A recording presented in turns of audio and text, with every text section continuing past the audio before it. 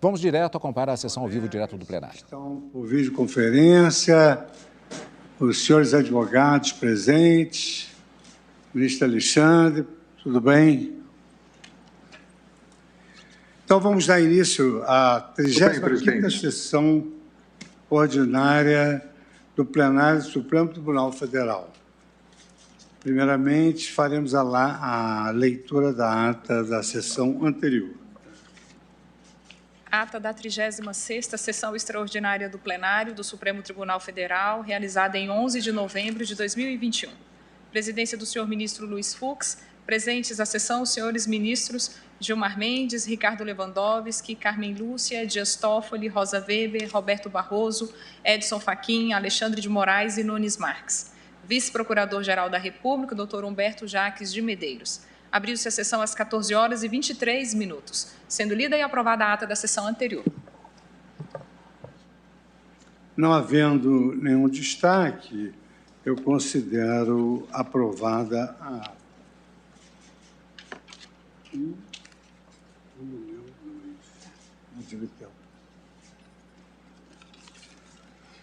Excelentíssimas senhoras ministras, senhores ministros, senhor Procurador-Geral da República, senhoras advogadas, senhores advogados, minhas senhoras e meus senhores. No início desta sessão plenária, eu tenho a satisfação de noticiar duas novas iniciativas deste Supremo Tribunal Federal. A primeira delas, em continuidade ao programa de internacionalização da jurisprudência do Supremo Tribunal Federal, nós estamos lançando o segundo volume da coletânea Cases Law Compilation. Este volume traz como tema a liberdade de manifestação, freedom of speech, e essa obra reúne as principais decisões colegiadas da Corte sobre a liberdade de manifestação do pensamento, inteiramente traduzidas para a língua inglesa. A seleção de julgados demonstra que o Supremo Tribunal Federal confere posição de destaque a esse direito fundamental, protegendo seu exercício contra atos abusivos de restrição e prestigiando a liberdade em juízos de ponderação com outros direitos da personalidade. A defesa da descriminalização do uso das drogas, a publicação de charges políticas, as biografias sem restrições, a veiculação de sátira de cunho religioso e o uso de tatuagens para postulantes de cargos públicos são alguns exemplos de julgados que representam a ampla garantia assegurada à liberdade de expressão pela jurisprudência do Supremo Tribunal Federal. Como forma de ampliar a difusão da informação, a obra veicula um projeto gráfico inovador, idealizado a partir da metodologia do legal design e de técnicas da visual law, com conteúdo objetivo e linguagem acessível, além do uso de infográficos, ícones e elementos visuais que contribuem para a melhora da experiência de acesso dos leitores. A versão digital deste novo volume traz ainda uma inovação pela primeira vez. O leitor poderá acessar os vídeos dos julgamentos com legendas em inglês. Com esta nova entrega, esta Corte difunde cada vez mais a sua jurisprudência em nível internacional, possibilitando que pesquisadores e juízes de outras realidades constitucionais possam conhecer, estudar e utilizar os fundamentos decisórios da Corte, como balizas interpretativas em pesquisas e julgamentos de seus próprios países. Os volumes da coleção Cases Law Compilation encontram disponíveis em versão impressa na Livraria do Supremo e em versão digital no sítio eletrônico do Supremo Tribunal Federal com acesso gratuito.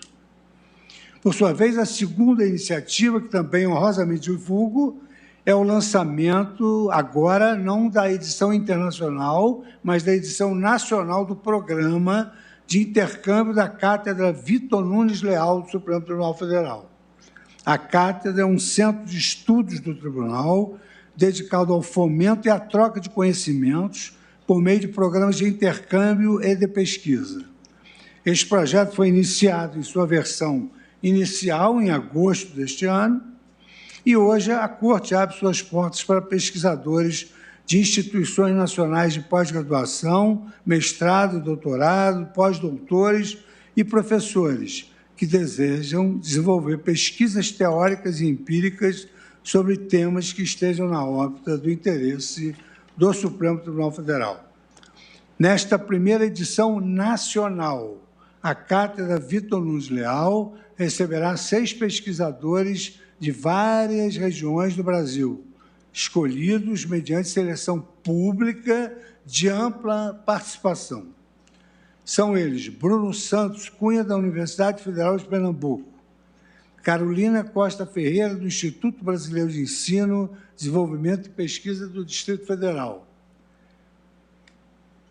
Felipe de Souza Menezes, da Pontifícia Universidade Católica do Rio Grande do Sul, Flaviane Fernanda Bittencourt Nóbrega, da Universidade Federal de Pernambuco, Guilherme Forma Klafke, da Escola de Direito da Fundação Getúlio Vargas de São Paulo, e Luciana Jordão, da Mota Amilianato de Carvalho, da Escola de Administração de Empresa da Fundação Getúlio Vargas. Durante suas estadias virtuais no Supremo, estes pesquisadores desenvolverão estudos que integram 3 importantes eixos de pesquisa. Hoje, foco de atenção da produção da Corte, vale dizer, governança institucional, julgamentos virtuais e atuação do Supremo Tribunal Federal no período da Covid-19. Alinhada com a comunidade acadêmica, esta Corte endossa a prática da pesquisa científica, incentivando cada vez mais a produção e a difusão de conhecimento sobre as suas atividades e práticas de deliberação de governança. Aproveito o ensejo para parabenizar o corpo de servidores e de colaboradores que têm trabalhado para concretizar essas iniciativas, em especial da Secretaria de Altos Estudos, Pesquisas e Gestão da Informação, da Assessoria Internacional e da Secretaria de Comunicação Social, todas sob a coordenação da Secretaria-Geral da Presidência.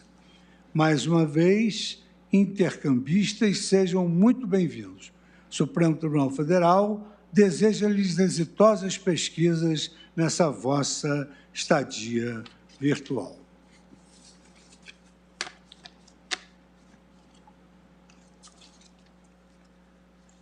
Feitas essas 2, vamos dizer assim, entregas institucionais da Corte, eu passo agora à continuidade do julgamento das 2 arguições de preceito fundamental, a de número 706 e a arguição de descumprimento de preceito fundamental 713. Nós já apreciamos as preliminares e a admissibilidade e hoje vamos enfrentar o mérito.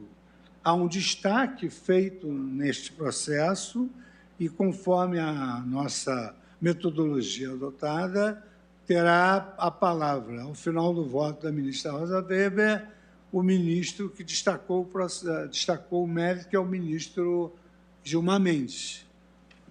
Então, eu concedo a palavra à Sua Excelência, a nossa vice-presidente, a ministra Rosa Weber, para o seu voto. Obrigada, senhor presidente. Cumprimento Vossa Excelência, cumprimento o egrégio tribunal na pessoa da ministra Carmen Lúcia, cumprimento o senhor Procurador-Geral da República, doutor Augusto Aras, o advogado-geral da União, o ministro Bruno Bianco, as senhoras e os senhores advogados que se encontram na sala virtual e a quem, mais uma vez, parabenizo pelas belas sustentações orais apresentadas. Cumprimento também os senhores servidores e todos que nos assistem. Uma vez assentada por este plenário, na semana anterior, por maioria, a admissibilidade da DPF 706 e a admissibilidade parcial da DPF 713, com objeto comum, a saber, decisões judiciais a imporem de forma linear descontos compulsórios nas mensalidades das instituições de ensino no período da pandemia.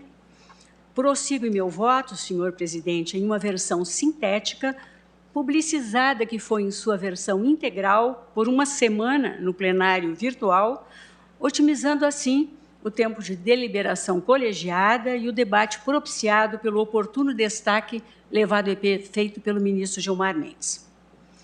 O voto, senhor presidente, neste resumo, está estruturado em 5 capítulos e em pouco menos de 20 laudas. Eu inicio propondo a conversão do exame liminar em julgamento final. Faço, na sequência, uma memória contextual fático-normativa do tema em deliberação e passo, logo após, a análise dos preceitos fundamentais invocados, como ofendidos. E encerro com o dispositivo e apresentação do que, para mim, seria uma tese de julgamento.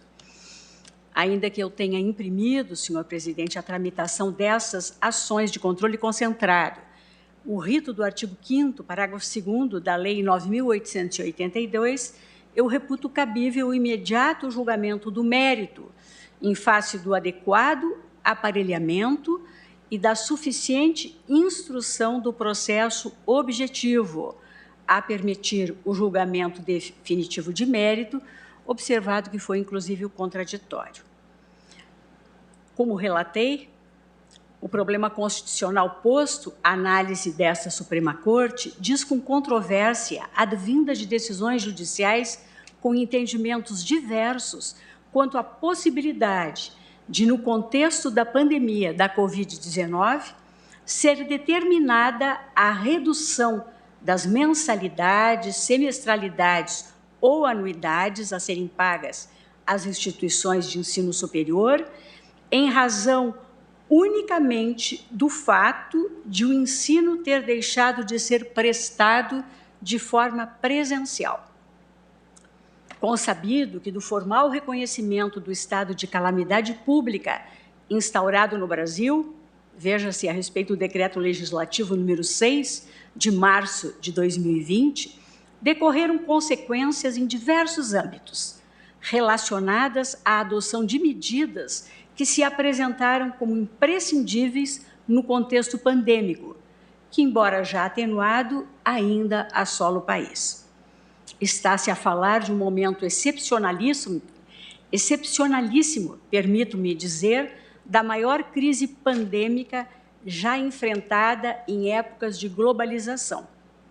Este fenômeno determinou, por conseguinte, a igualmente excepcional mitigação de contato físico, inclusive em ambientes de ensino, a fim de proporcionar o isolamento social considerado adequado à luz da ciência pelas autoridades médicas e sanitárias para minorar o risco de transmissão do vírus.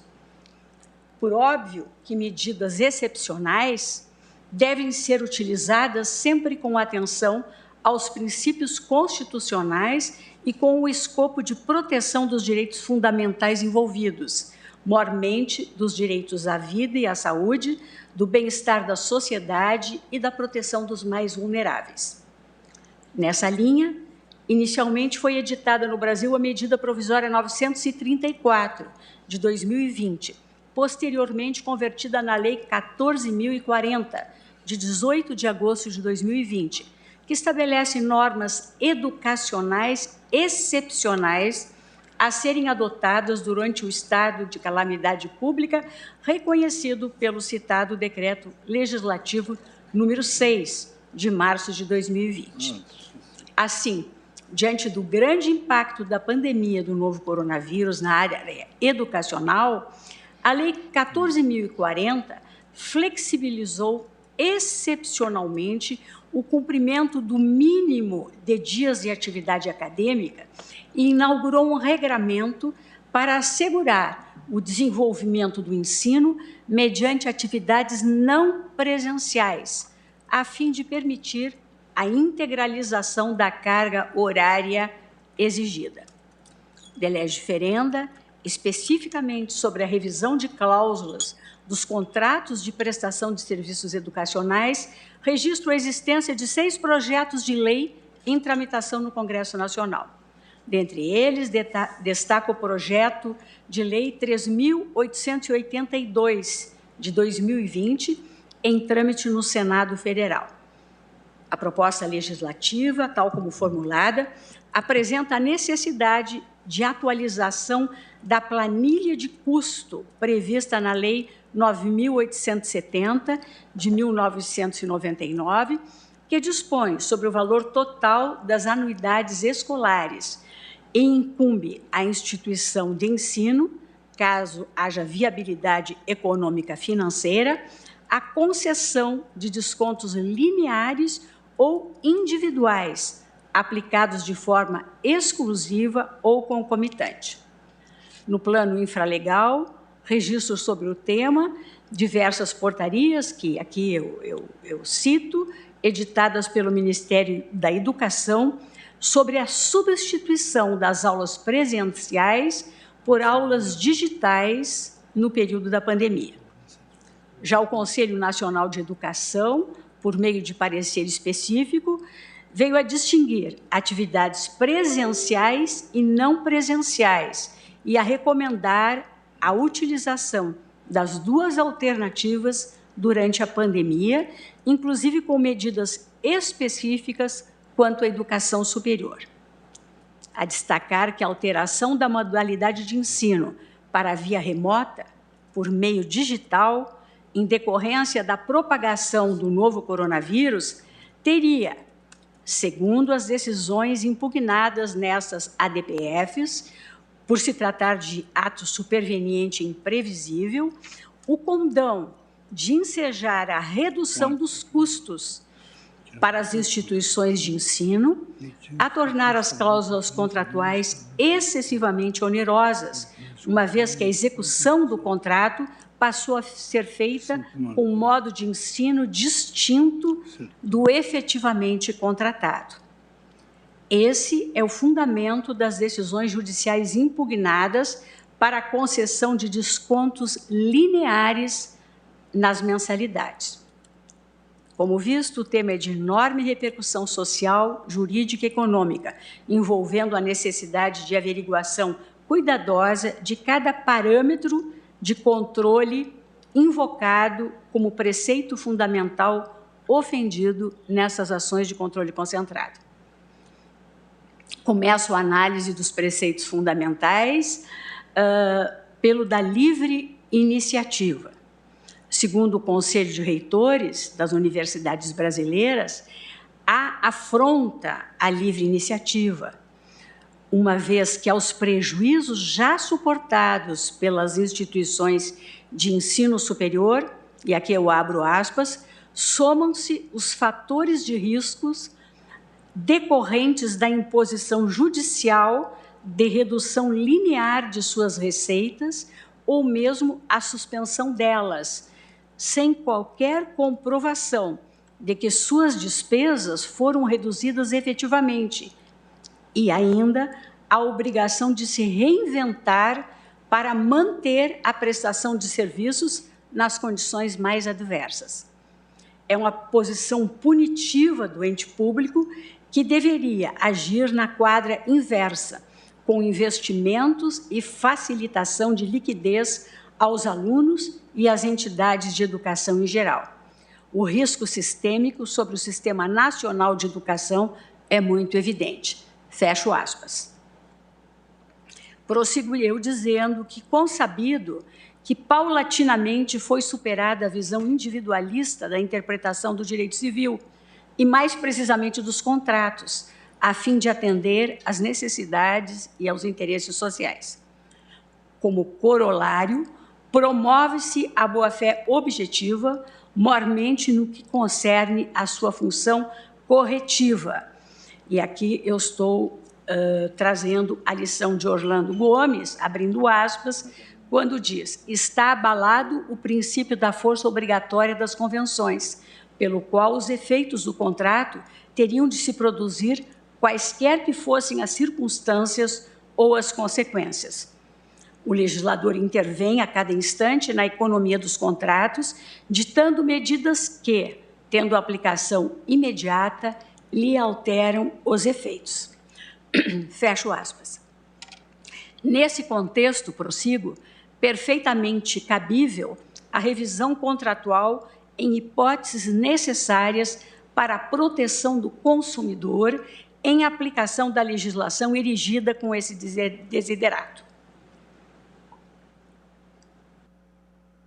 Colho o precedente do recurso extraordinário 163.231 da relatoria do ministro Maurício Correia, ainda no ano de 2001, quando esta Corte assentou, aspas, as chamadas mensalidades escolares, quando abusivas ou ilegais, podem ser impugnadas por via de ação civil pública a requerimento do órgão do Ministério Público, pois, ainda que sejam interesses homogêneos de origem comum, são subespécies de direitos coletivos tutelados pelo Estado por este meio processual, como dispõe o artigo 129, inciso 3 da Constituição Federal.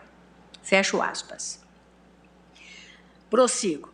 Já quanto à ponderação e ao equilíbrio a cargo do legislador entre livre iniciativa, livre concorrência e defesa do consumidor, para fixar critérios de reajuste de mensalidades, destaco e me reporto à questão de ordem na ADI 319, sob a relatoria do ministro Moreira Alves, julgada e publicada em abril de 1993.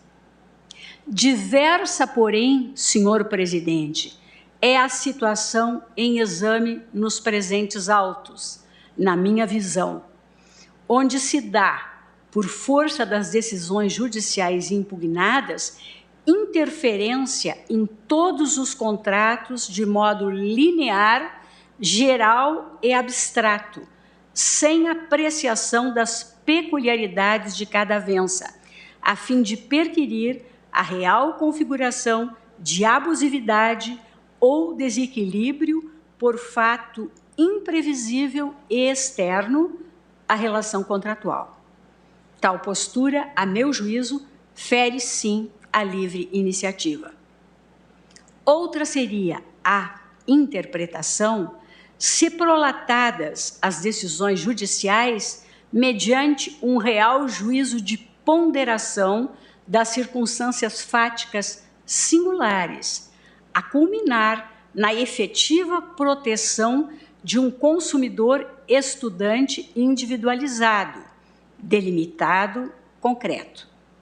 Nessa hipótese, que não deflui da verificação das decisões indicadas nas arguições em exame, prevaleceria, após o balanceamento da livre iniciativa com a tutela do consumidor, a proteção à vulnerabilidade eventualmente constatada quanto ao consumidor, sujeito a um concreto ônus excessivo decorrente de uma externalidade contratual.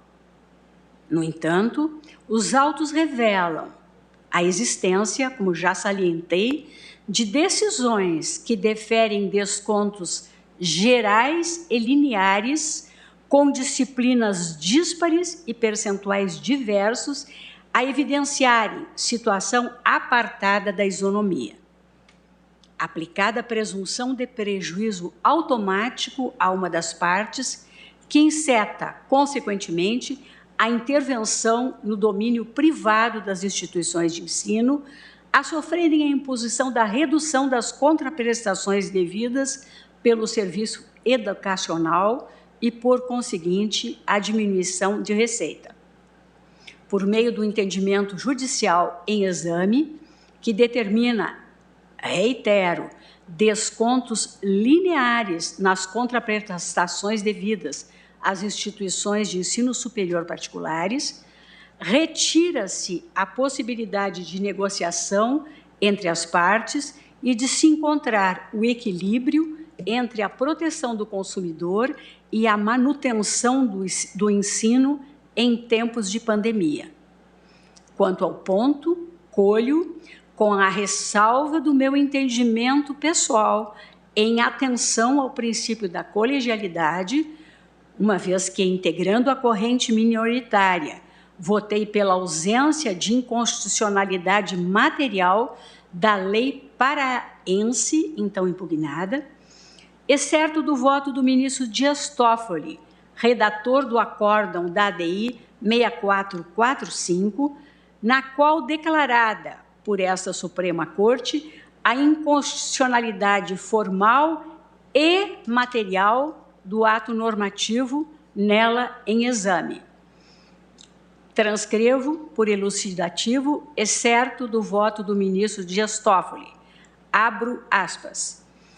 Em que pese ao nobre intuito, o legislador paraense invadiu indevidamente o espaço de liberdade de iniciativa na medida em que impôs uma redução na receita das instituições de ensino do Estado sem qualquer contrapartida e de forma anti-isonômica, já que atribuiu especificamente ao setor da educação privada o dever de compensar os prejuízos experimentados pelos particulares em razão da pandemia.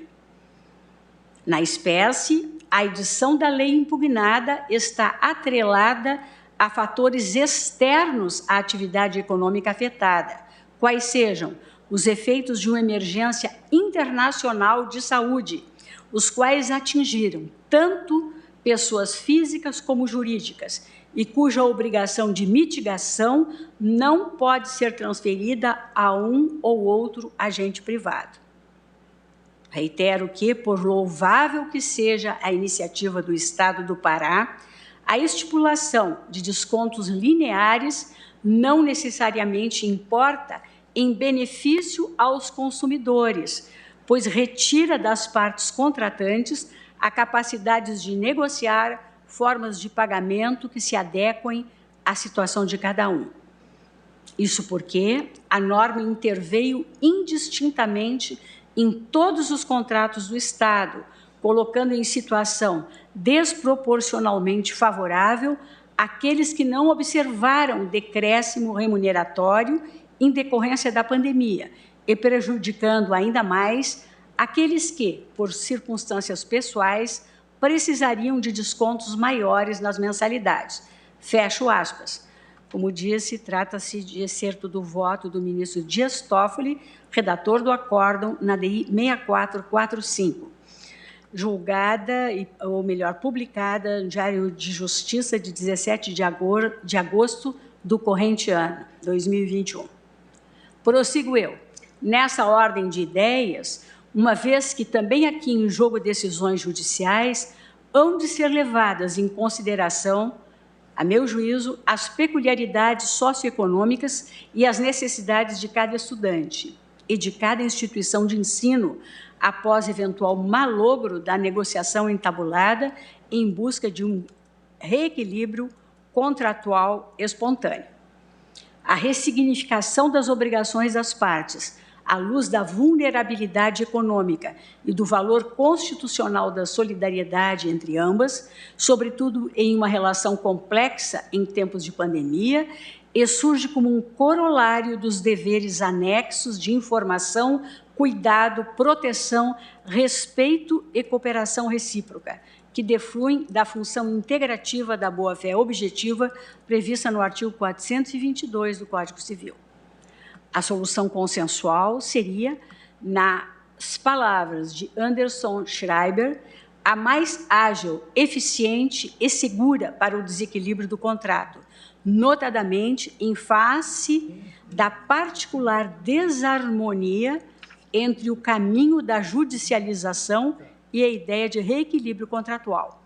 Este autor indica iniciativas de soft law, codificações recentes e entendimentos jurisprudenciais atuais que fixam o dever de renegociar como forma de conferir eficiência ao reequilíbrio contratual. A partir dos exemplos dados, defende ele que, aspas, afigura-se não apenas possível, mas imperativa a construção, rescius, o reconhecimento de um dever de renegociação de contratos desequilibrados no direito brasileiro, como expressão do valor constitucional da solidariedade social, bem como de normas infraconstitucionais daí decorrentes, em particular a cláusula geral da boa-fé objetiva. Fecho aspas. No voto, por óbvio, transcrevo a fonte.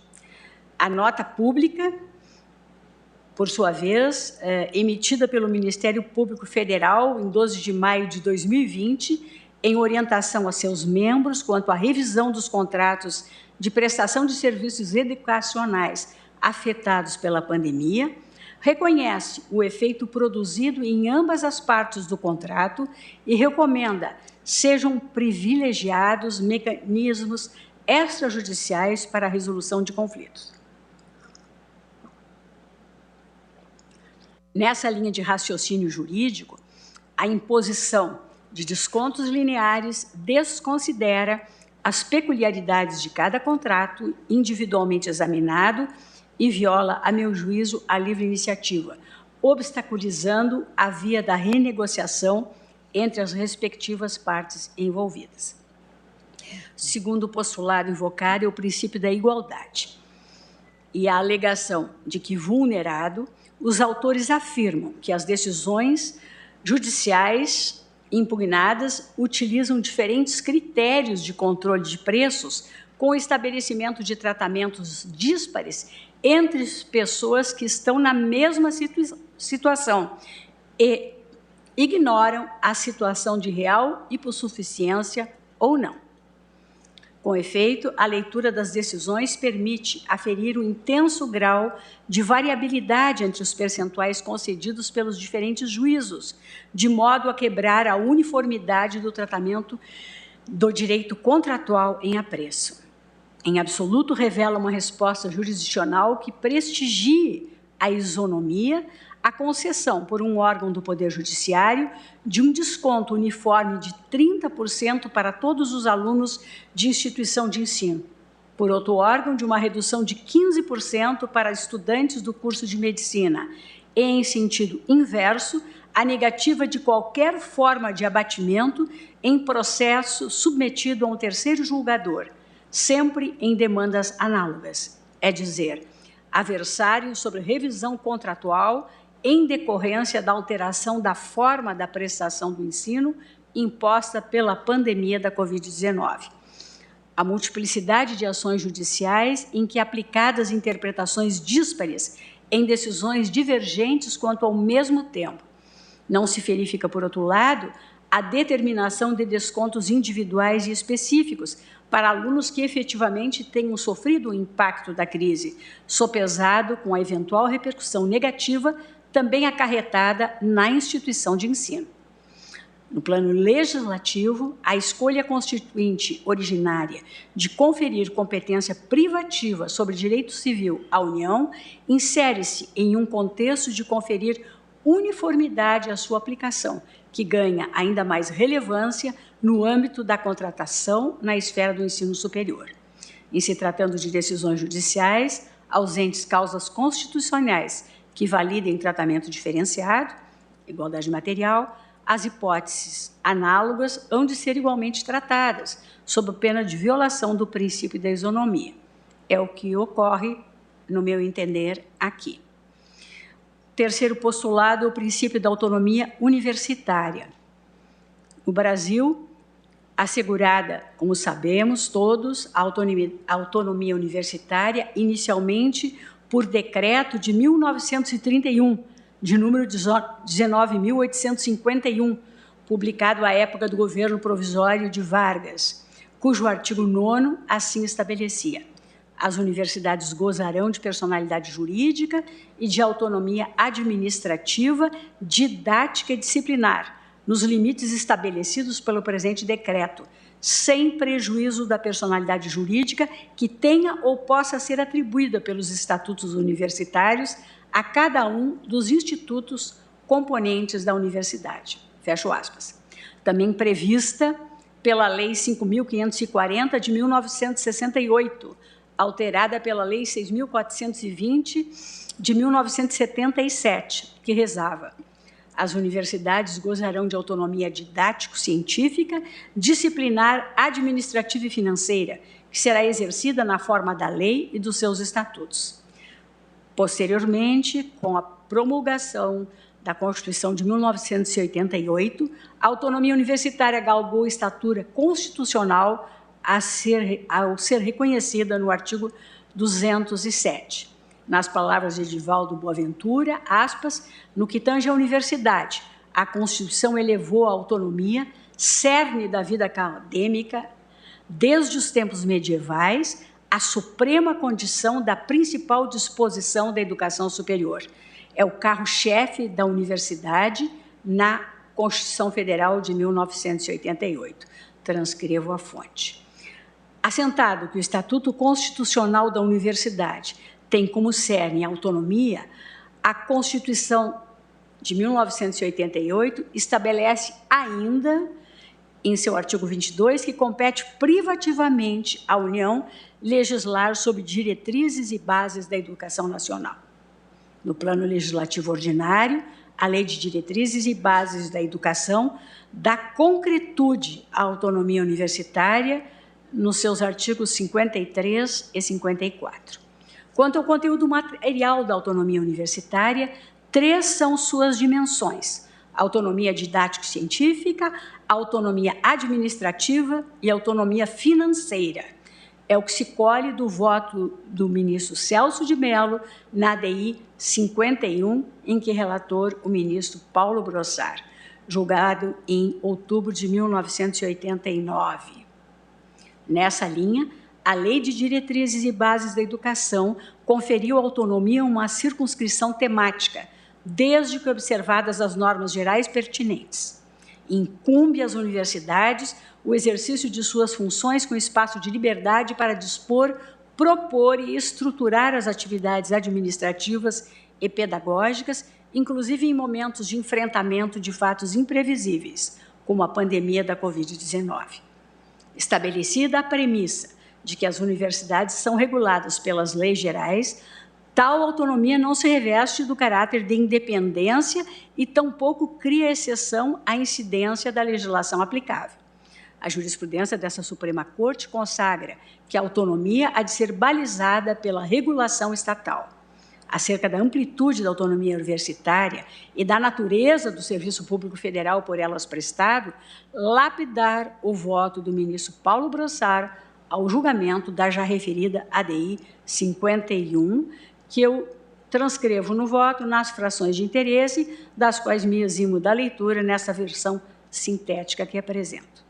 Trago à colação também a ADI 3.792, sob a relatoria do ministro Dias Toffoli, julgamento, publicação em 1º de agosto de 2017, Tribunal Pleno, na qual assentado que a autonomia universitária não se reveste de independência, e, no mesmo sentido, o AI 647.482, agravo regimental, relatoria do ministro Joaquim Barbosa, 2ª turma, julgamento em 2011, e o recurso e mandado de segurança 22.047, agravo regimental, sob a relatoria do ministro Eros Grau, julgamento da 1ª turma em 2006.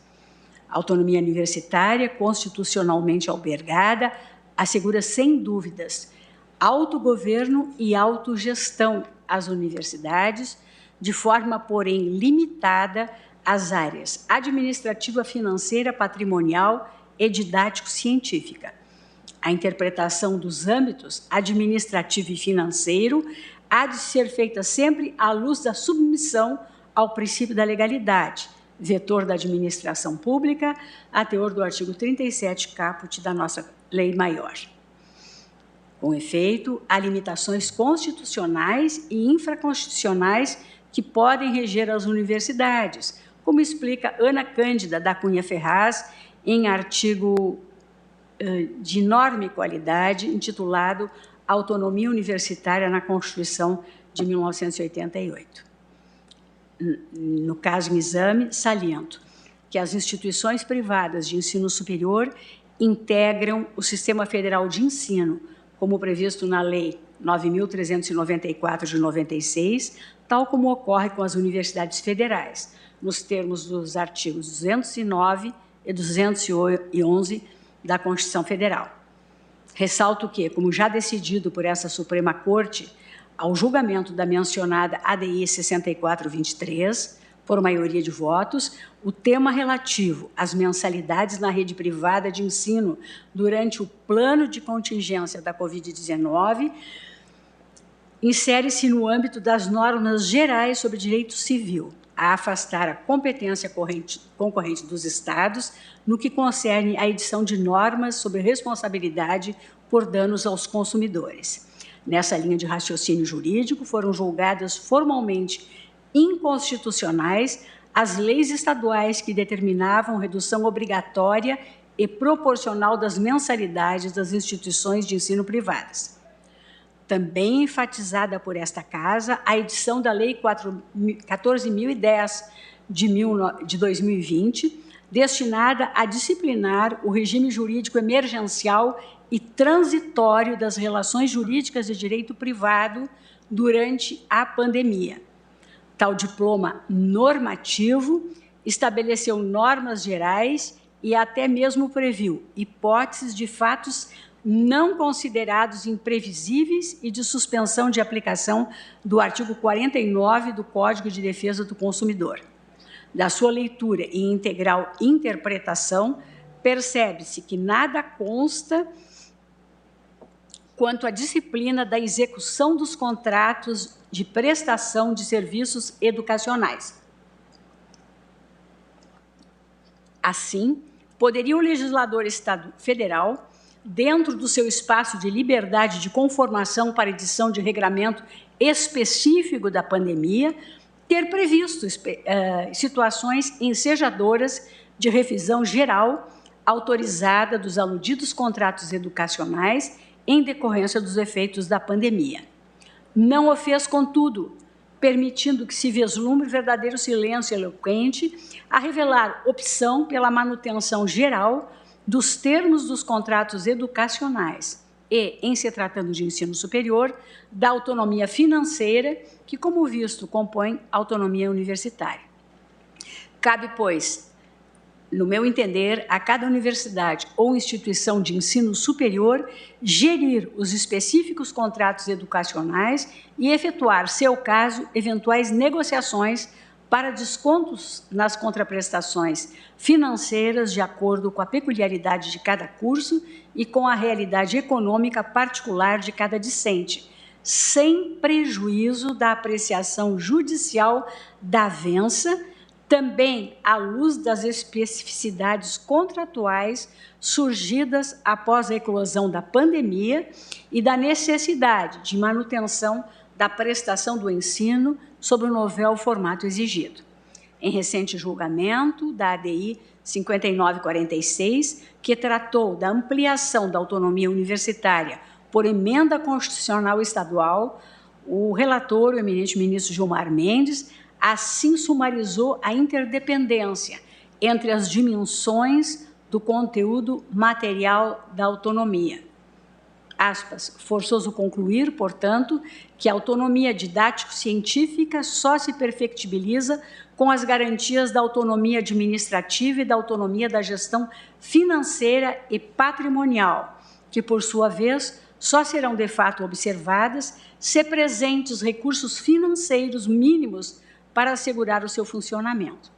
E mais adiante, de nada vale prever autonomia para o desempenho de suas funções se não são garantidos recursos suficientes para exercê-las.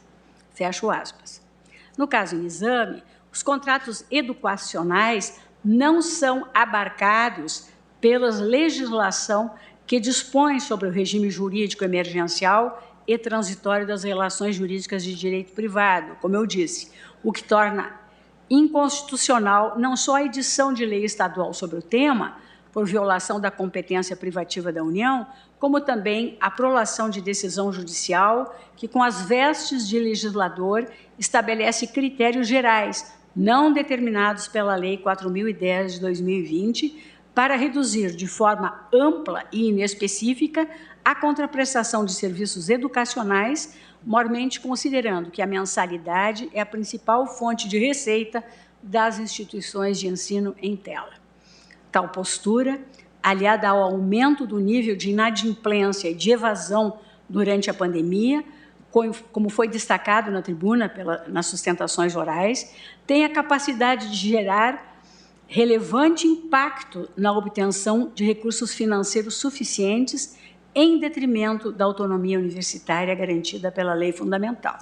Por isso, mesmo entendendo violada a autonomia universitária, por fim, mesmo entendendo violada a autonomia universitária, registro que a autonomia não afasta a aplicação da legislação geral às universidades, a exemplo do que ocorre com a Lei 9.870, de 1999, que dispõe sobre o valor total das anuidades escolares e da outras providências.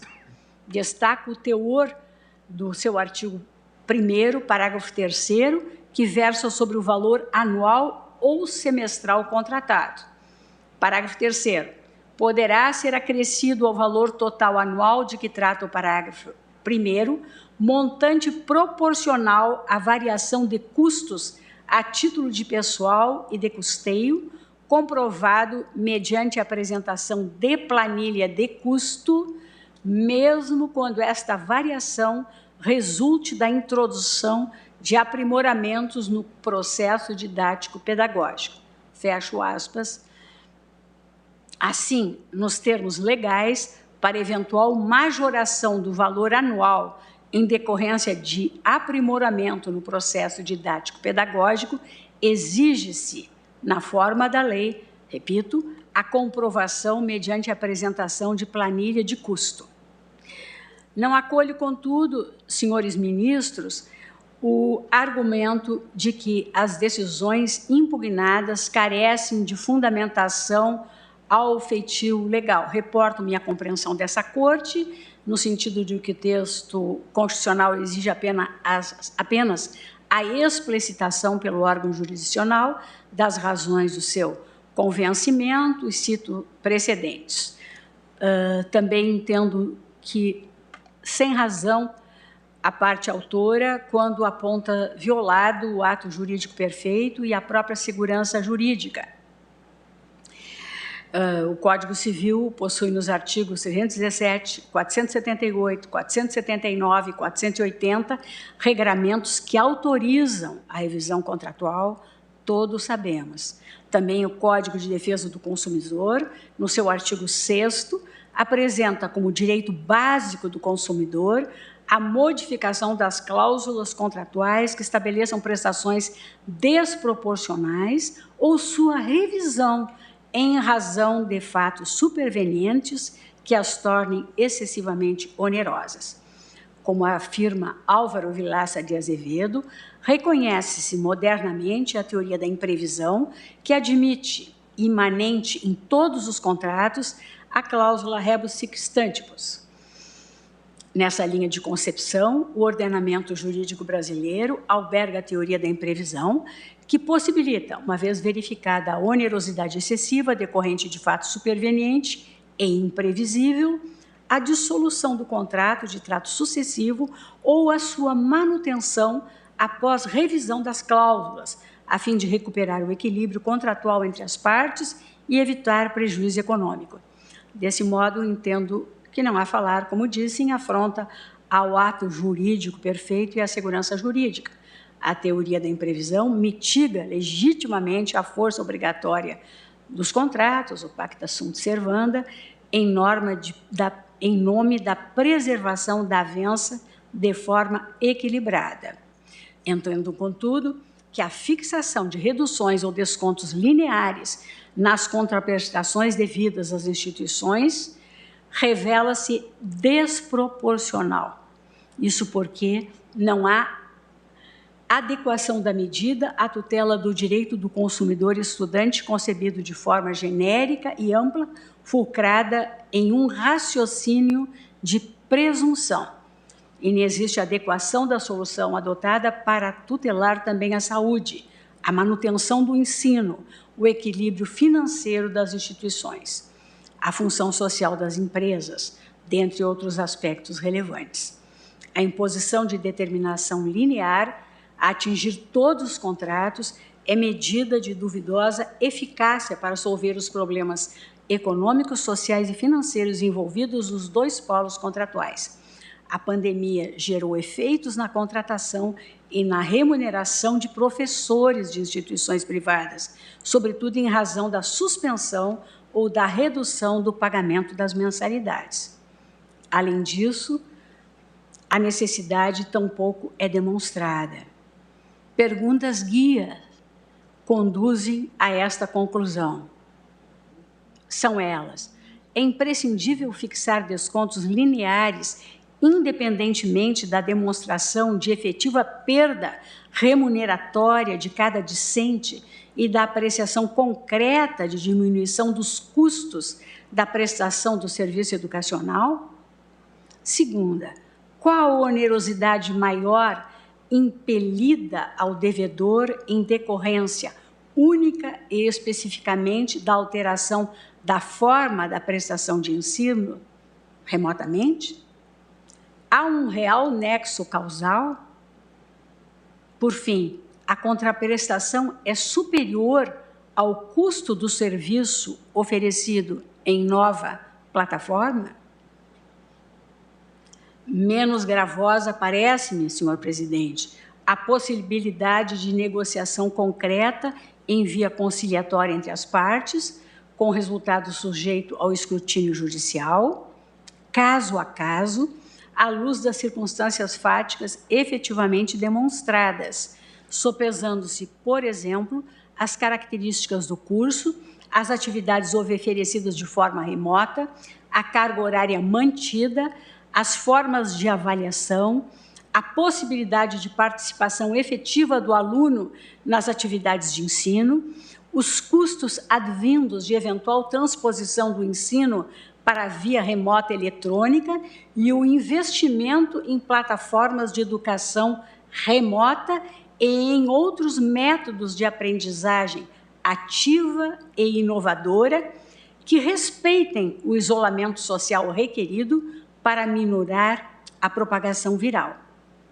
a serem comprovados mediante a apresentação de planilha de custo, nos termos da Lei 9.870 de 1999, bem como, no que tange ao corpo discente, a perda do padrão aquisitivo do aluno ou responsável em razão da pandemia. Assim, a redução de mensalidades de cursos presenciais para que correspondam aos valores cobrados para cursos ministrados por modalidade de educação à distância, formatados previamente à pandemia, não obedece a uma necessária equiparação. Isso porque a transposição de um curso outrora prestado presencialmente para o formato remoto, imposto como medida em razão da superveniência da pandemia, transmitido por meios digitais, com aulas síncronas e participação ativa, não o iguala necessariamente aos cursos oferecidos por educação à distância, que priorizam metodologias de interação em ambiente virtual de aprendizagem, sem a imprescindibilidade da presença ou de reunião virtual síncrona do corpo discente com docentes para aulas, à semelhança das prestadas antes do isolamento social requerido. Com efeito, instituições de ensino superior podem ser credenciadas para a oferta de cursos nas modalidades presencial e à distância. O artigo 80 da Lei de Diretrizes e Bases da Educação dispõe quanto à educação à distância sujeita à autorização prévia do Ministério da Educação. Ao regulamentar o referido artigo 80, o Decreto 9.057, de 25 de maio de 2017, define a educação à distância nos seguintes termos.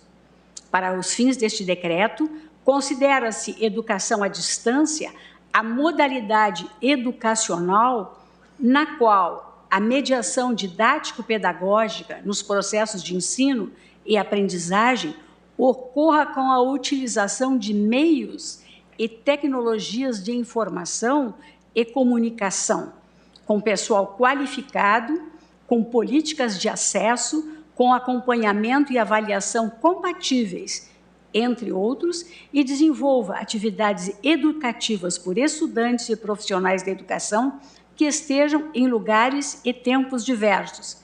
Fecho aspas. Percebe-se que não há presença obrigatória e que as atividades educativas são realizadas, como regra, em lugares e tempos diversos, é dizer, de modo assíncrono, em ambientes virtuais de aprendizagem.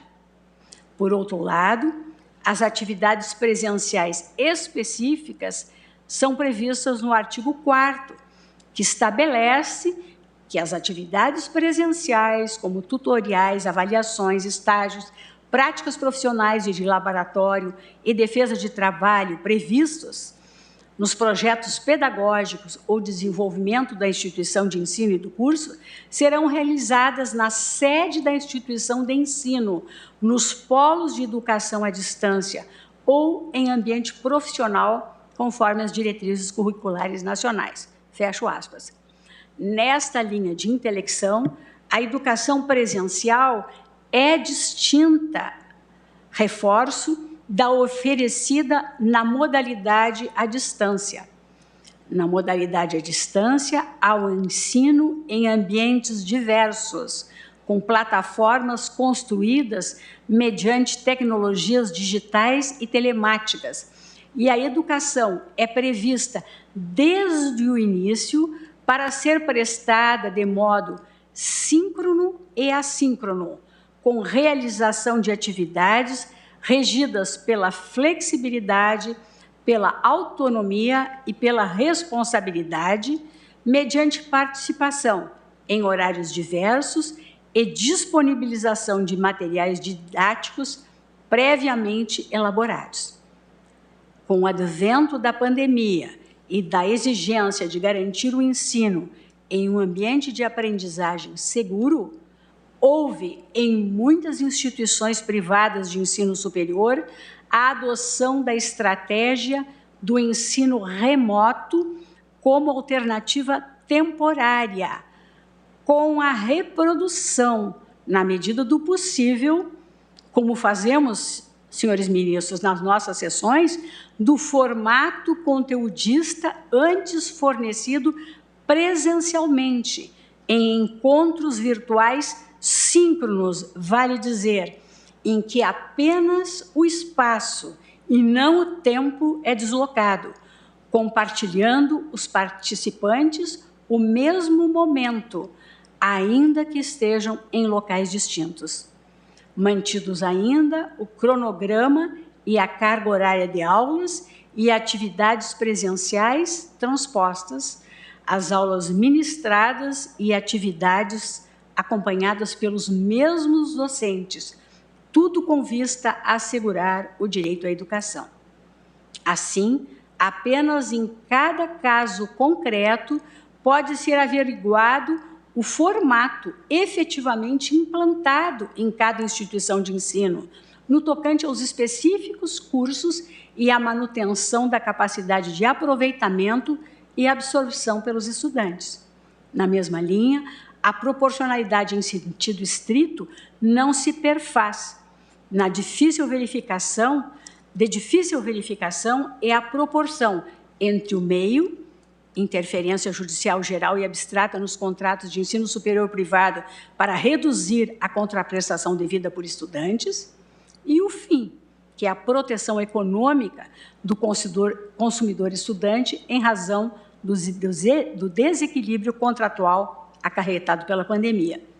O sopesamento entre os custos e benefícios da interferência conduz à conclusão, também aqui, de que os custos suportados pelas instituições superam os benefícios que poderiam ser ofertados aos discentes que verdadeiramente necessitem renegociar a contraprestação prevista pelo contrato celebrado, uma vez que a generalidade da medida culmina no desfrute da benesse também por quem, de nenhum modo, sofreu perda econômica efetiva em decorrência da pandemia da Covid-19. Ademais, afastamento de professores e do corpo discente da presença em sala de aula prestigia a ponderação entre o direito fundamental à educação e o interesse geral de conter a propagação do novo coronavírus para a proteção do direito à vida e do direito à saúde. A pandemia da Covid-19 consiste, repito, em circunstância imprevisível para todos e completamente externa à contratação feita com as universidades e demais instituições de ensino superior, que necessitaram realizar adaptações imediatas para seguir prestando o serviço educacional. Em apertada síntese, as universidades e instituições de ensino superior privadas adotaram soluções, em regra, para a manutenção dos seus quadros de docentes e discentes, de modo a não interromper o ensino e outras atividades.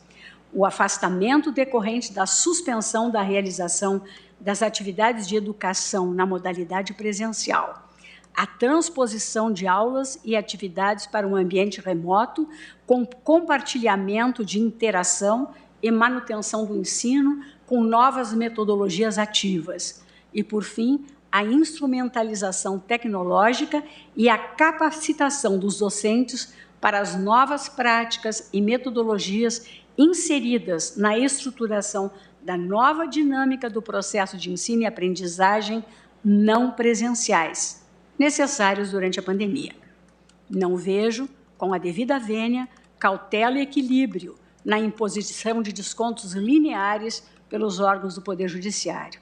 Embora haja nitidamente a intenção de amenizar a situação de crise econômica gerada pela pandemia aos estudantes, a presunção de perda do poder aquisitivo de alunos e responsáveis, de um lado, e de recebimento de contraprestação muito superior ao serviço prestado do outro, demonstra a falta de real mitigação dos efeitos da crise, que pode afetar, saliento, as duas partes contratantes, a míngua de política pública de assistência a determinados setores sociais e econômicos.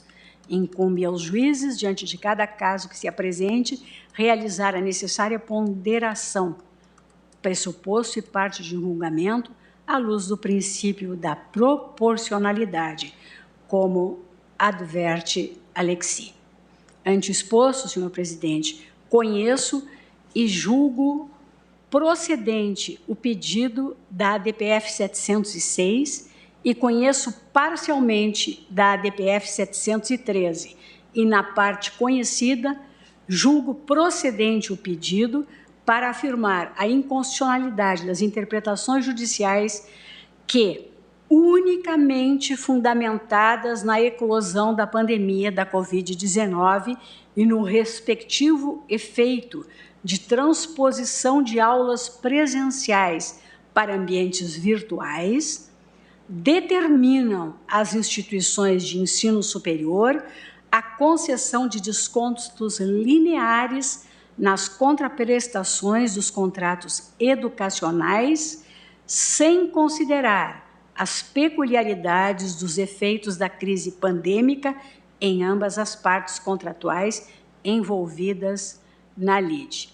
E à luz da necessária observância dos preceitos fundamentais da livre iniciativa, da isonomia, da autonomia universitária e da proporcionalidade, firma a seguinte tese: é inconstitucional decisão judicial que, sem considerar as circunstâncias fáticas efetivamente demonstradas, deixa de sopesar os reais efeitos da pandemia em ambas as partes contratuais e determina a concessão de descontos lineares em mensalidades de cursos prestados por instituições de ensino superior.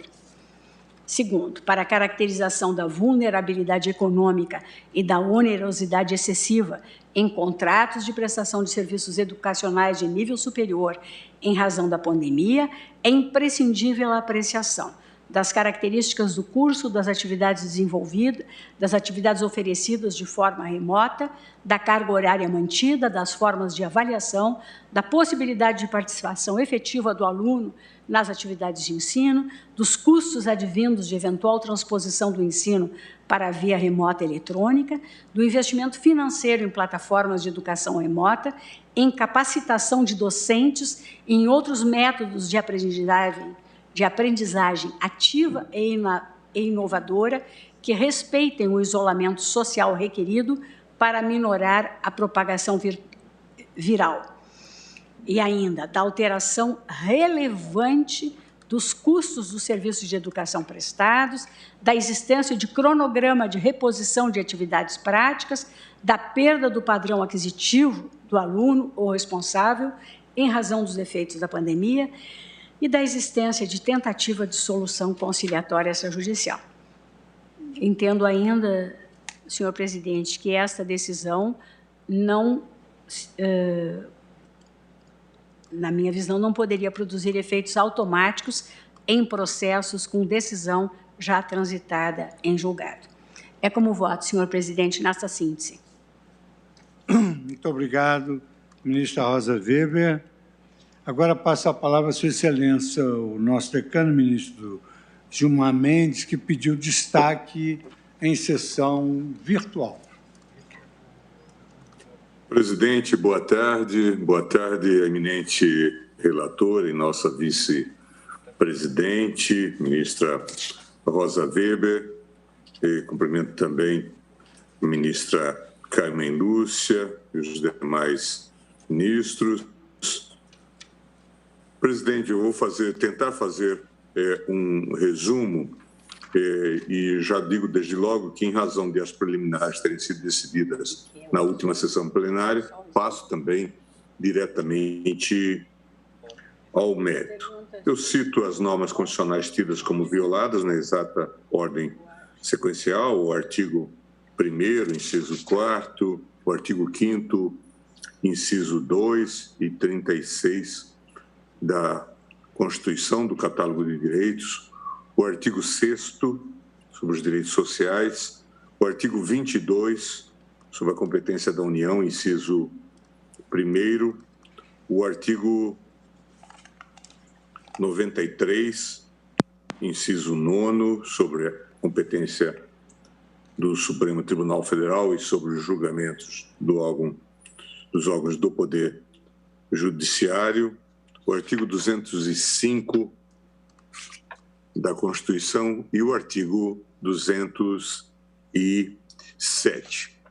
Quanto à violação ao princípio da legalidade, é oportuno relembrar que a Constituição de 88, em seu artigo 5º, 2, traz incólume o princípio liberal de que somente em virtude de lei podem-se exigir obrigações dos cidadãos. Ao incorporar essa noção de lei, a Constituição torna explícita a intrínseca relação entre legalidade e liberdade. A lei é um instrumento que garante a liberdade. A ideia expressa no dispositivo é de que somente a lei pode criar regras jurídicas no sentido de interferir na esfera jurídica dos indivíduos de forma inovadora. Toda novidade modificativa do ordenamento jurídico está reservada à lei. É inegável, nesse sentido, o conteúdo material da expressão em virtude de lei na Constituição de 88. A lei é a regra de direito ou norma jurídica que tem por objeto a condição jurídica dos cidadãos, ou seja, que é capaz de interferir na esfera jurídica dos indivíduos, criando direitos e obrigações.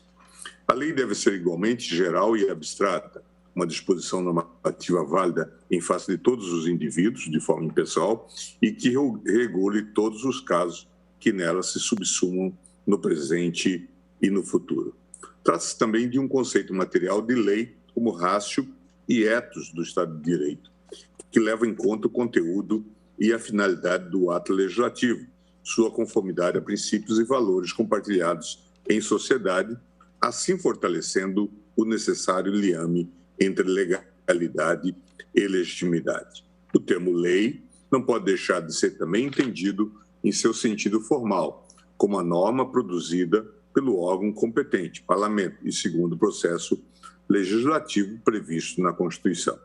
Tem relevância, nesse âmbito, o viés democrático do conceito lei, como ato originado de um órgão de representação popular, expressão da vontade coletiva ou de uma volonté generale, legitimado democraticamente. A lei, segundo esse conceito, é entendida como expressão de autodeterminação cidadã e de autogoverno da sociedade. Quando a Constituição, em seu artigo 5º, 2, prescreve que ninguém será obrigado a fazer ou deixar de fazer alguma coisa senão em virtude de lei, por lei pode-se entender o conjunto do ordenamento jurídico em sentido material, cujo fundamento de validade formal e material encontra-se precisamente na própria Constituição. Traduzindo em outros termos, a Constituição diz que ninguém será obrigado a fazer ou deixar de fazer alguma coisa que não esteja previamente estabelecida na própria Constituição e nas normas jurídicas dela derivadas, cujo conteúdo seja inovador do ordenamento jurídico. O princípio da legalidade, dessa forma, converte-se em princípio da constitucionalidade, segundo Canutilho, subordinando toda atividade estatal e privada à força normativa da Constituição.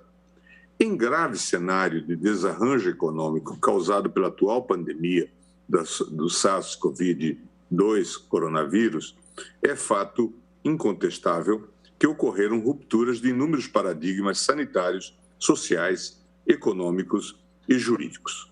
Entre eles, vivenciamos, lamentavelmente, o aumento da pobreza e da desigualdade social. Estudo recente divulgado no jornal Folha de São Paulo informa que 1% da classe mais abastada economicamente equivale a mais de 50% da renda de toda a população nacional, concentração que aumentou exponencialmente na quadra vivenciada de descalabro das finanças públicas com sucessivos déficits fiscais. Eu cito aqui a fonte.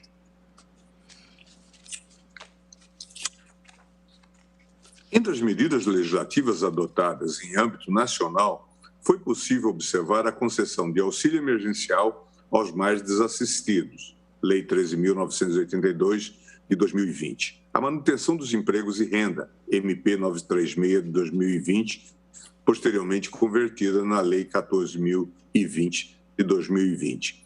Além do impedimento de realização de despejos por força de decisão judicial desta Corte, a DPF 828, da relatoria do ministro Roberto Barroso, posteriormente sacramentada por força da Lei 14.216. Eu faço a transcrição do texto dos artigos 1º e 2º.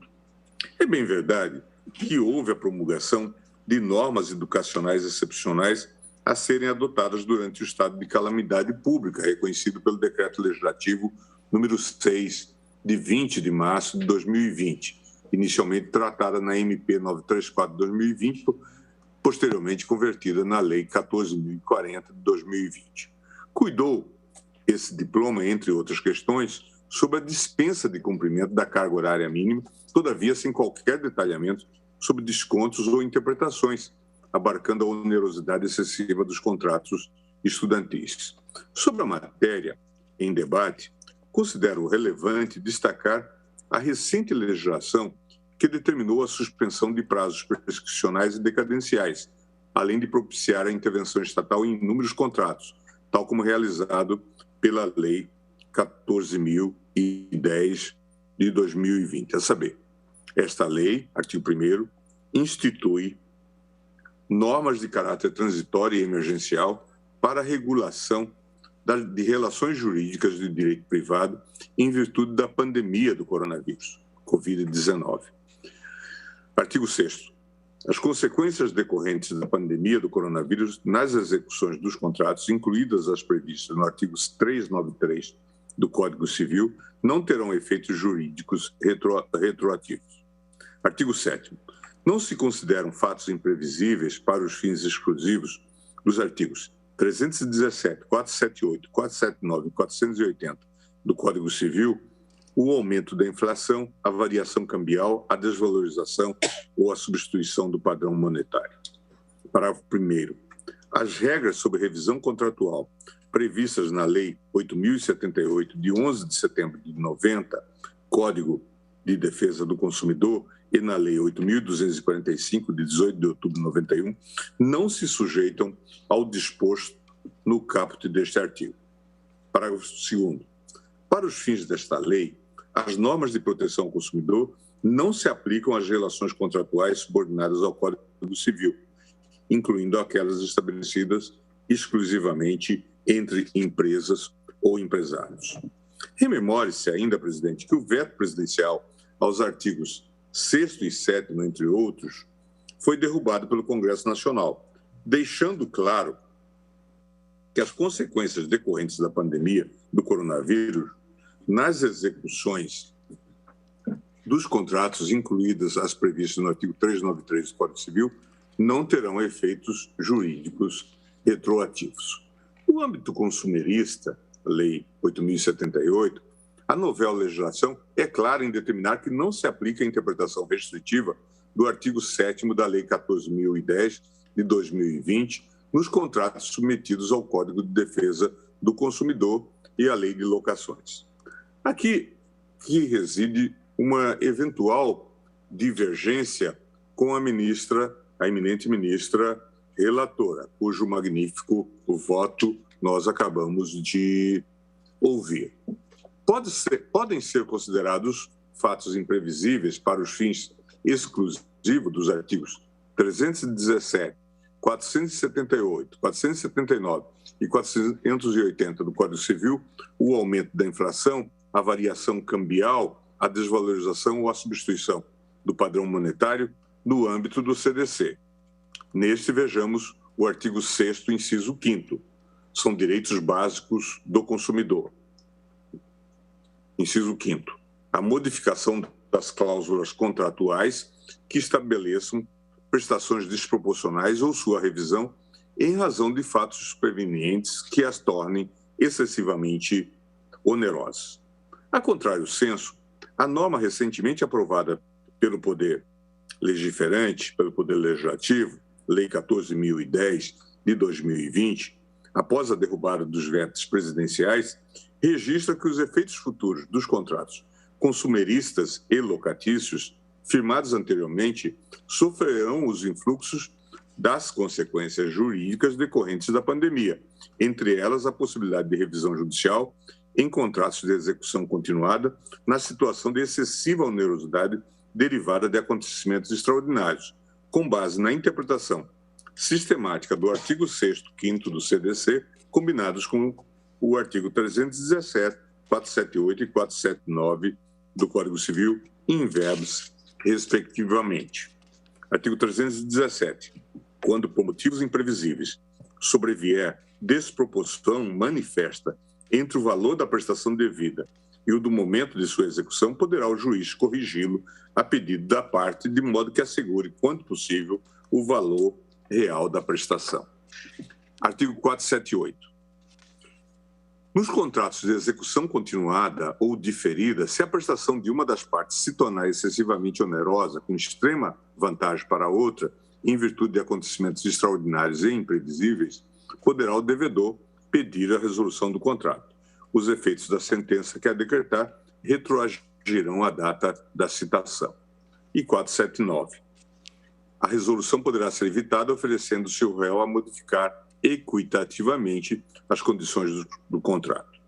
Frisa-se que o artigo 6º, inciso 5º do CDC, vacatio legis finalizada em 11 de 3 de 91, e os artigos 317, 478 e 479 do Código Civil de 2002, vacatio legis finalizada em 11 de 1 de 2003, já estavam em vigor anteriormente à pactuação dos atuais contratos educacionais. Quando qualquer tribunal colegiado negar vigência a tais normas sem expressamente declará-las inconstitucionais, equivale à inconstitucionalidade do próprio pronunciamento jurisdicional na linha da súmula vinculante 10 desta Corte, como amplamente conhecido. Em caso, as partes requerentes das ADPFs intentam, de fato, rediscutir os limites do que, doutrinária e jurisprudencialmente, possa ser considerado como substrato fático jurídico para aplicação da teoria da imprevisão contratual, tal como se percebe no seguinte trecho.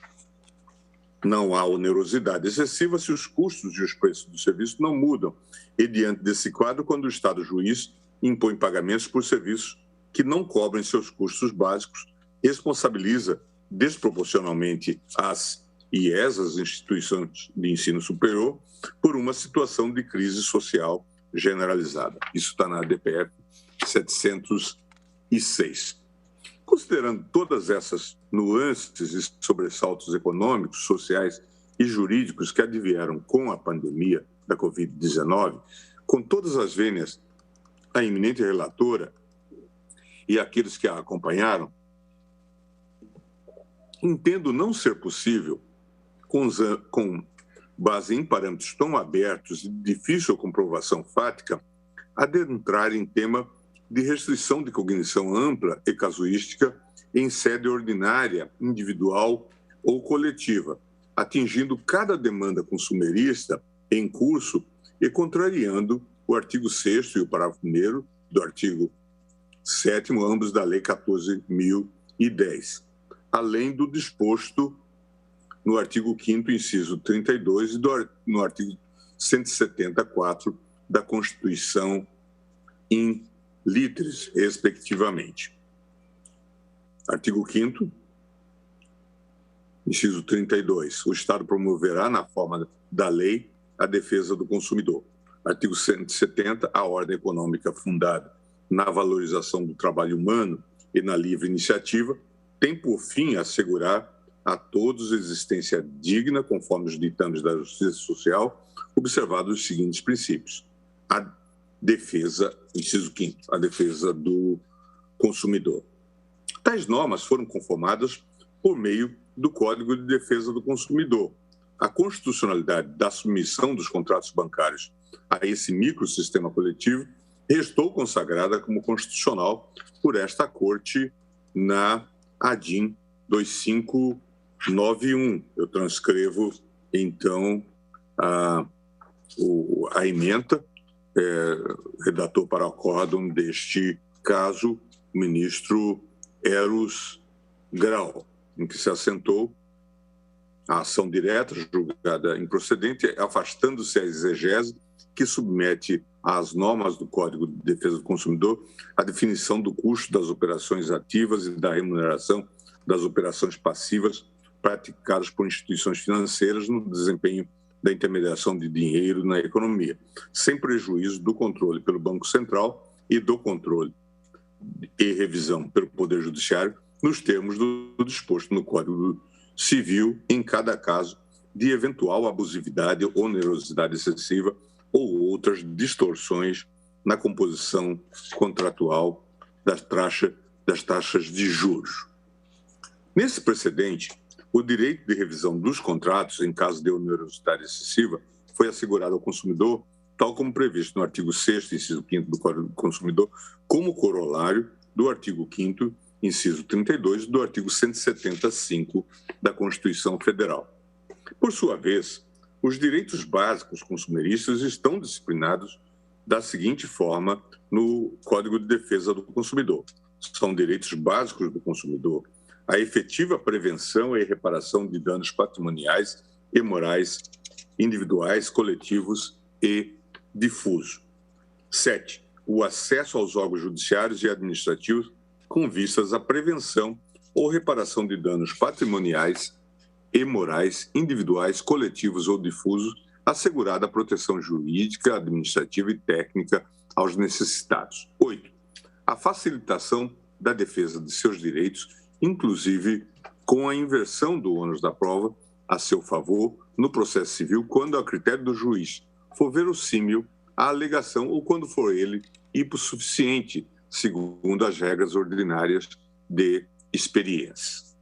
Com todas as vênias, tenho que as condicionantes ou teses fixadas pela eminente relatora podem conflitar com essa efetiva prevenção e reparação de danos patrimoniais individuais e coletivos dos consumidores, indo na contramão da facilitação da defesa de seus direitos. Aqui eu transcrevo as explicitações, as condicionantes feitas no voto da eminente ministra relatora, em que se diz: para a caracterização da vulnerabilidade econômica e da onerosidade excessiva em contraste de prestação de serviços educacionais de nível superior em razão da pandemia, é imprescindível a apreciação: 1.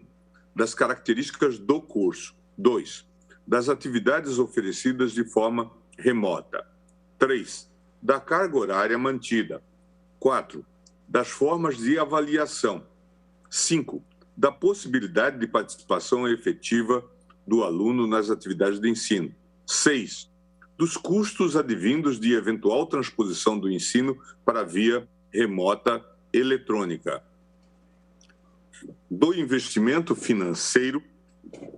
7. Do investimento financeiro em plataformas de educação remota, em capacitação de docentes e em outros métodos de aprendizagem ativa e inovadora que respeitem o isolamento social requerido para minorar a propagação viral. 8. Da alteração relevante dos custos dos serviços de educação prestados. 9. Da existência de cronograma de reposição de atividades práticas. 10. Da perda do padrão aquisitivo do ou da aluna ou responsável em razão dos efeitos da pandemia. 10. Da perda do padrão aquisitivo do aluno ou responsável em razão dos efeitos da pandemia. 11. Da existência de tentativa de solução conciliatória extrajudicial. A concessão de desconto linear em determinada circunstância fática, idêntico ou semelhante curso em mesma instituição de ensino, pode se adequar ao caso concreto, ao passo que a obrigatoriedade de serem analisadas as circunstâncias que onerem a parte consumerista pode, em algumas instâncias, significar a negativa de acesso jurisdicional justo e adequado à defesa do consumidor. Por outro lado, presidente, eu gostaria de anotar que essas condicionantes, se referendadas pelo tribunal, elas vão ser decisões com efeito vinculante. E, eventualmente, não observadas, ou, segundo eventual parte requerente não observadas, elas darão ensejo a reclamações, que normalmente são distribuídas aos vários ministros. Certamente haverá uma imensa sobrecarga de casos que virão ao tribunal. Então, eu aponto isso como uma razão prática para uma reflexão mais aprofundada. A própria requerente, na ADPF 713, aponta que há decisões judiciais prolatadas em ações individuais e coletivas que aplicam percentuais de 15%, 30%, 50%, apesar de entender que não existiriam parâmetros técnicos para chegar a tal conclusão.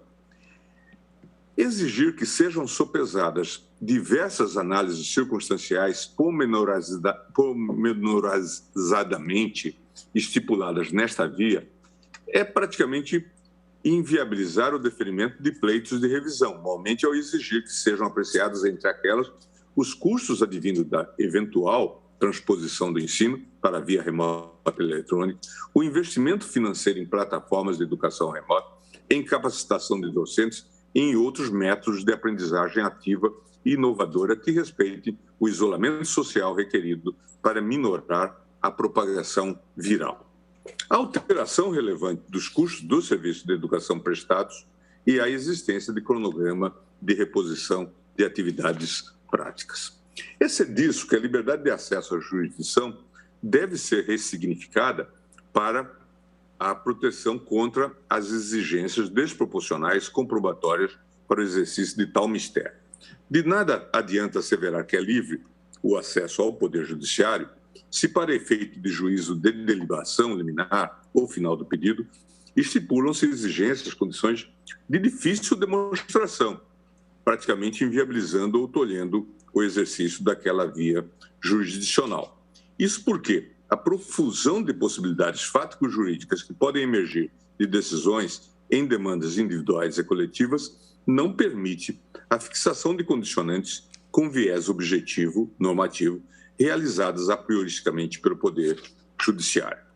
Essa análise deve ser casuística e sem amarras preconcebidas pelo próprio órgão estatal, incumbido de interpretar as normas constitucionais, seja de forma linear ou através de parâmetros demasiadamente abertos e de difícil comprovação fática. Como exigir de um estudante ou colegitimado coletivo a comprovação documental de diversos fatores de que não possui conhecimento ou acesso à informação. Isso sem contar a consequência da aplicação das teses propostas, qual seja de que a análise de seu pleito liminar ou final dependem da análise subjetiva de diversos fatores, tais como características do curso, das atividades oferecidas de forma remota, da carga horária mantida, das formas de avaliação, da possibilidade de participação efetiva do aluno nas atividades de ensino, dos custos advindos de eventual transposição do ensino para a via remota e eletrônica, do investimento financeiro em plataformas de educação remota, em capacitação de docentes e em outros métodos de aprendizagem ativa e inovadora que respeitem o isolamento social requerido para minorar a propagação viral, da alteração relevante dos custos dos serviços de educação prestados, da existência de cronograma de reposição de atividades práticas. Uma reflexão se impõe. Vamos onerar a carga probatória das partes para que sejam debatidas essas questões, em detrimento da proteção ao consumidor, alargando a discussão para a causa de pedir não contemplada originalmente? Ou vamos presumir que os juízes inverterão o ônus probatório, o artigo 6º, inciso 8º do CDC, e caso não sejam comprovadas pela instituição de ensino todas essas condicionantes, o pleito deve ser julgado favoravelmente ao consumidor? Se for assim, é melhor que não adentremos em especificidades e deixemos para as instâncias ordinárias debaterem mais aprofundadamente essas consequências da teoria da imprevisibilidade. Ou, em obter dictum, digamos que tais condicionantes são uma linha de defesa das instituições de ensino.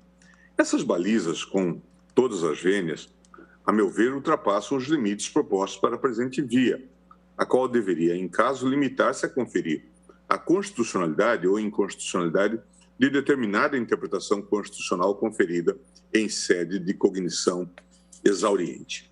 Na verdade, o verdadeiro intento das ADPFs é redefinir o que se enquadraria no conceito da teoria da imprevisão nos contratos educacionais, presente à situação da pandemia, restringindo seu âmbito normativo ao largo da Lei 14.010 de 2020, do Código de Defesa do Consumidor e do Código Civil. Eis a alegação do requerente da ADPF 706. Todos os fundamentos utilizados nas decisões judiciais, sejam as leis estaduais que determinam os descontos compulsórios, o CDC ou o princípio do equilíbrio contratual, ofendem diretamente os preceitos fundamentais aqui elencados e colocam em risco, inclusive, os alunos diante do propalado creche do sistema educacional superior. Isso está na petição. Referendar tal raciocínio equivale por via oblíqua, sem declaração de inconstitucionalidade expressa, afastar a aplicação do artigo 6º, 5º do CDC, dos artigos 317, 478 e 479 do Código Civil e dos artigos 6º e 7º, parágrafo 1º, da Lei 14.010 de 2020, ou restringi-los a situações de difícil comprovação, o que se revela, a meu ver, inadmissível. O poder de limitar a cognição judicial ou condicioná-la deve estar jungido à esfera legislativa e, em sede jurisdicional, ao espectro do juízo em concreto da proporcionalidade, ou seja, sempre examinada à luz do caso concreto, jamais fixada abstratamente, além de atingir demandas já em curso perante o Poder Judiciário, aí de forma retroativa. Não é outro posicionamento desta Corte, conforme se observa do seguinte precedente. Eu cito a DPF 172, medida cautelar da relatoria do ministro Marco Aurélio. Poder de cautela judiciário, além de resultar da cláusula de acesso para evitar lesão a direito, parte final do inciso 35 do artigo 5º da Constituição, o poder de cautela, mediante implemento de liminar, é íncito ao Poder Judiciário. No julgamento da ADIM 6445, o voto condutor do acordo do ministro Dias Toffoli, ao reconhecer a inconstitucionalidade formal de lei estadual paraense que concedia desconto mínimo das mensalidades escolares, assim se manifestou quanto à onerosidade excessiva envolvendo os contratos de prestação de serviços estudantis. A parte final. Observe-se, ademais, que a União estabeleceu, mediante a Lei Federal 14.010, de 10 de junho de 2020, um regime jurídico emergencial e transitório referente às relações jurídicas de direito privado no período da pandemia do coronavírus, disciplinando expressamente, em capítulo próprio, a resilição, a resolução e a revisão dos contratos, abordando, inclusive, as relações de consumo. Esse é o caso da redatoria do ministro Dias Toffoli na ADIM 6445. Não custa mencionar que existem inúmeros projetos de lei em tramitação no Congresso Nacional com o intuito de normatizarem essa relação jurídico-consumerista estudantil. Cito o projeto 1183 de 2020, voltado aos colégios, faculdades particulares e cursos técnicos. Propõe a concessão de desconto de no mínimo 50% do valor pago atualmente nos cursos presenciais no período de combate ao coronavírus. Há outras propostas legislativas que foram apresentadas. Eu cito uma série de projetos de lei. São cerca de 31 proposições parlamentares que foram apresentadas ao projeto de lei 1108 de 2020, de autoria de alguns deputados do PSB, deputados Felipe Carreiras, Luciano Duce, Cássio Andrade e Denis Bezerra. Até que se sobrevenha a essa normatização específica legislativa, penso que o poder de cognição judicial dos magistrados deve ser aferido à luz do caso concreto e das situações jurídicas postas à apreciação judicial de forma individualizada ou coletiva, em se tratando de uma mesma instituição de ensino, na forma das legislações em curso, artigo 6º, 5º do CDC, combinado com os artigos 317, 478 e 479 do Código Civil, artigo 6º e o parágrafo 1º do artigo 7º da Lei 14.010 de 2020, ou outros diplomas, eventualmente, posteriormente editados, sob pena de se inviabilizar o próprio exercício de demandar judicialmente. Diante desse raciocínio aqui desenvolvido, presidente, eu me limito a divergir apenas da conclusão do voto da ministra Rosa, assentando tão somente a inconstitucionalidade das interpretações judiciais que, sem análise da exegese do artigo 6º, inciso 5º do CDC, dos artigos 317, 478 e 479 do Código Civil, ou dos artigos 6º e 7º, parágrafo 1º da Lei 14.010, determinam às instituições de ensino superior a concessão de descontos lineares nas contraprestações dos contratos educacionais, desconsiderando as peculiaridades dos efeitos da crise pandêmica em ambas as partes contratuais envolvidas na lide, sem realizar qualquer outra especificação. Ao meu sentir, a revisão pela via da DPF de decisões judiciais que, na análise dos casos concretos, decidem acerca dos pressupostos fáticos da teoria da imprevisibilidade na relação jurídico-contratual consumerista requer uma postura de autocontenção judicial, quer se debatam os limites da novel legislação realizada pelo Poder Legislativo, quer se observe a complexidade inerente ao tema. Esta Corte tem reforçado em demandas anômalas a necessidade de observância das diretrizes da Lei 14.010 de 2020, no que se refere à redução das mensalidades na rede privada de ensino durante a pandemia da Covid-19, tal como se extrai do seguinte aresto: ação direta, federalismo e respeito às regras de distribuição de competência, Lei 17.208 de 2020 do Estado do Ceará, redução obrigatória e proporcional das mensalidades na rede privada de ensino durante o plano de contingência da Covid-19, competência da União em matéria de direito civil, inconstitucionalidade formal reconhecida, procedência, efeitos jurídicos da pandemia, Covid-19, sobre os negócios jurídicos privados, inclusive decorrentes de relações de consumo, foram tratadas pela Lei 14.010 de 2020, que estabeleceu o regime jurídico.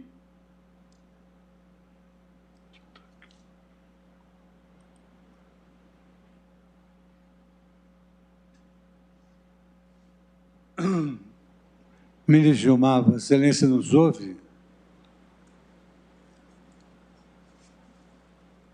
Ministro Gilmar?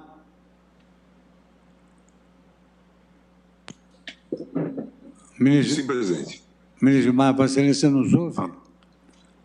Sim, estou ouvindo. Porque há uns 2 minutos atrás caiu o áudio e o vídeo de Vossa Excelência. Vossa Excelência já estava no final, mas caiu assim o vídeo. 2 minutos. Então Vossa Excelência calcula. Tá. Então eu volto, presidente, só para dizer que, ao meu sentir, a revisão pela via da ADPF de decisões judiciais que, na análise de casos concretos, decidem acerca dos pressupostos fáticos da teoria da imprevisibilidade na relação jurídico-contratual consumerista, requer uma postura de autocontenção judicial, quer se debatam os limites da novel legislação realizada pelo Poder Legislativo, quer se observe a complexidade inerente ao tema. E eu disse, então, que esta Corte tem reforçado, em demandas anômalas, a necessidade de observância das diretrizes da Lei 14.010 de 2020, no que se refere à redução das mensalidades na rede privada de ensino, durante a pandemia Covid-19, tal como se extrai do seguinte aresto: ação direta de inconstitucionalidade, federalismo e respeito às regras de distribuição de competência, Lei 17.208 de 2020 do Estado do Ceará, redução obrigatória e proporcional das mensalidades na rede privada de ensino durante o plano de contingência da Covid-19. Efeitos jurídicos da pandemia Covid-19 sobre os negócios jurídicos privados, inclusive decorrentes de relações de consumo, foram tratados pela Lei 14.010, que estabeleceu o regime jurídico emergencial e transitório das relações jurídicas de direito privado no período da pandemia do coronavírus, reduzindo o espaço de competência complementar dos Estados, ausente previsão geral de modificação dos contratos de prestação de serviço. Ação direta julgada procedente, ADIM 6423, redatou para o acórdão o ministro Alexandre de Moraes. Ademais, a tarefa de interpretar os limites semânticos das normas infraconstitucionais passa a ser, e deve ser, incumbência do STJ, razão pela qual as dissonâncias jurisprudenciais entre os tribunais brasileiros, destacadas na peça inicial da ADPF 706, há de ser sanada pelas vias recursais apropriadas perante aquele foro competente, ressalvada, evidentemente, a análise constitucional, tal como realizada por esta Corte em inúmeros ADIMs que debatiam leis estaduais.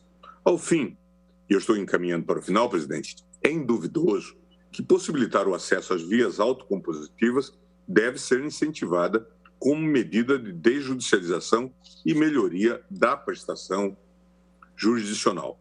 Todavia, esse fomento não pode ser considerado como um entrave para o ajuizamento e ou restrição de análise judicial de demanda individual ou coletiva, quando, por outros meios, houver informação sobre a impossibilidade de negociação extrajudicial com a instituição de ensino e em situações semelhantes, sob pena de inviabilizar o próprio acesso à justiça E eu estou citando, então, aqui o precedente da ADIM 2139, da relatoria da ministra Carmen Lúcia. Explicite-se a título argumentativo que o acesso aos métodos autocompositivos deve ser incentivado pelo aparelho estatal, inclusive como forma de acesso à ordem jurídica justa, nas palavras do professor Kazuo Watanabe. Entretanto, esse esforço autocompositivo, que é bem-vindo, não pode ser compreendido como limitador, inibidor do acesso à jurisdição, impedindo ingresso ou análise judicial, caso não haja comprovação prévia de ausência de tentativa de solução extrajudicial, mediação, conciliação, negociação, etc.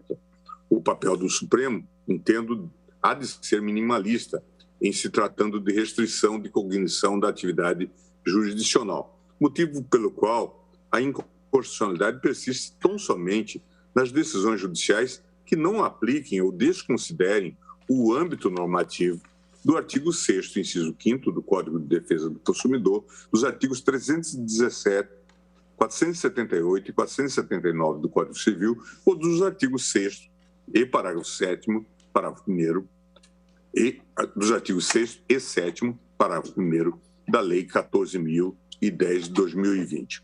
Por isso, presidente, eu estou votando pelo conhecimento em parte das ADPFs e nessa extensão pela procedência também em parte dos pedidos apenas para assentar a inconstitucionalidade das interpretações judiciais que, sem análise da interpretação ou da exegese ou da aplicação do artigo 6º, inciso 5º do Código de Defesa do Consumidor, dos artigos 317, 478 e 479 do Código Civil ou dos artigos 6º e 7º parágrafo 1º da Lei 14.010, determinam às instituições de ensino superior a concessão de descontos lineares nas contraprestações dos contratos educacionais, desconsiderando as peculiaridades dos efeitos da crise pandêmica em ambas as partes contratuais envolvidas na lide. É como voto, fazendo esse pequeno registro e pedindo parciais vênias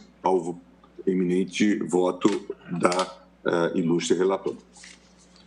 Bom, está anotado o resultado e, tendo em vista o horário regimental, eu suspendo a sessão pelo tempo regimental de 30 minutos, quando então tomarei os votos remanescentes.